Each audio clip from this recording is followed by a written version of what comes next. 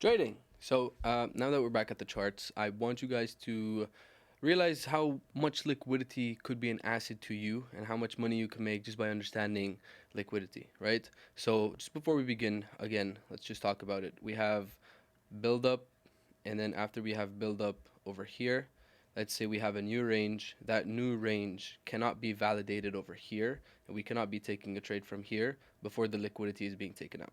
We've spoken about liquidity all the time. We've noticed that before the liquidity is being taken out, we really can't do much on the charts if we are following liquidity methods, right? So after we have the buildup, we are now waiting for not only a push to the downside to create a new range, but we are also waiting for that liquidity to be taken out. After that liquidity is taken out, now we are anticipating a follow through to create a lower low. If we think about this, I'll do it again. We have buildup, and then after we have buildup over here, all the stop losses are situated over here. So before that liquidity is being taken out, before that fuel of the market is being grabbed from this portion, now that push to the downside is going to be fueled and it's going to be anticipating a lower low in such a neater and tidier way, simply because there's more volatility in the market, especially when we are in our key time frames, especially when the London Open is there, especially when the New York Open is there. So these are the times where you really want to see that liquidity happen. If I give you an example where we do have the buildup over here, then after this buildup, we have strong push to the downside. You start seeing this push over here, but then you start seeing a retracement. You mark this one as a new break, right?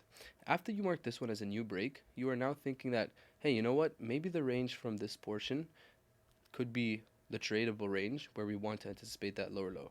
But the reality of that is that before this is taken out, before we have this over here being grabbed by the market, this new push that kind of showed you a tiny break of structure over here has little to zero intent compared to when you have this push. And then after realizing that this push is made over here, that break of structure is shown, what you need to look at is, what am I looking for? You're looking for the liquidity to be grabbed, like we spoke, right? So this liquidity, after it being grabbed, you want it to not only grab this liquidity, but then create that low. Now, this range is a range where you want to look for to take a push when price retraces back to it with a pullback, and then you enter to take the lower low. This is the tradable portion over here. We're going to take that same example and move on to the charts. So over here, for example, we do have a buildup. This buildup creates more and more stop loss hunts. The reason I say this is because, like we said, we have this buildup over here also, where people think that you are waiting for a break of this portion, which is correct. But how much of a strong intent do you really want in order to take a trade? I'm going to go ahead and show you. Once you have this push, you have a lot of people that want to enter at this portion because of FOMO. You think that after this is happening, you might lose on chasing and getting the profits that you early on thought about was the right portion to take the trade, etc., etc. Especially if you now know about all this trendline liquidity and you're looking at all of these things. So you get to a point where you are advanced, but then you lose the trade. So the explanation for that is really quite simple. Over here, you have this buildup, correct? Before this buildup is being taken out over here, you really can't do much, which is why after you have this push to the downside, we have accumulated this new range. And this new range makes complete sense. This is the bearish range that you're looking at. Now, after this is being taken out, which is what we were speaking about before, you now want to see bearish intent. After you do see bearish intent over here, after the buildup is being taken, remember, the liquidity cycle is buildup. After this buildup, we have sweep, then we have break. Now this is the portion. So you want pullback, and then you lower low. So we have buildup, sweep, break of structure, pullback, lower low. Now, this is the liquidity cycle that's being completed. And this is the portion where you want to trade. So if we go back to the charts, over here we have buildup, then we have sweep. What we're waiting for now is for that push to show us bearish intent. We want to see that buyers are losing control. Now, I'm going to give you a trick, and that push that created that high, which was here, went all the way to take out the previous liquidity.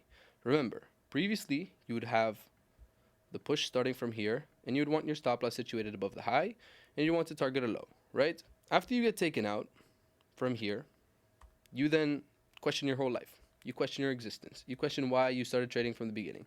But it all makes sense because the liquidity is now being taken out. So once you get to a point where you understand that you need a retracement, let's say we get to a point where we have a premium retracement, we get over the 50% margin. Now you can go ahead and say, all right, this is a discounted price. I'll enter here. I'll close above the high. So if price wanted to reverse, I'm okay with that. And then you target the low. So now you get at least a 1 to 2 trade where you risk $100, you make $200. On a sized account, you risk $1,000, you make $2,000. Moving forward, you're going to be able to pass more and more evaluation phases. Now, more and more structure points, you know where exactly to target, but I'm just giving you an example of why and how liquidity makes complete sense. So now I'm just going to let price action play. And then we're going to see how quickly you're going to have the follow through run after the liquidity. And that's exactly what I was talking about. And honestly, now makes complete and total sense. You leave the trade, you get your 1 to 2, and you wait for the same thing to happen again. Done.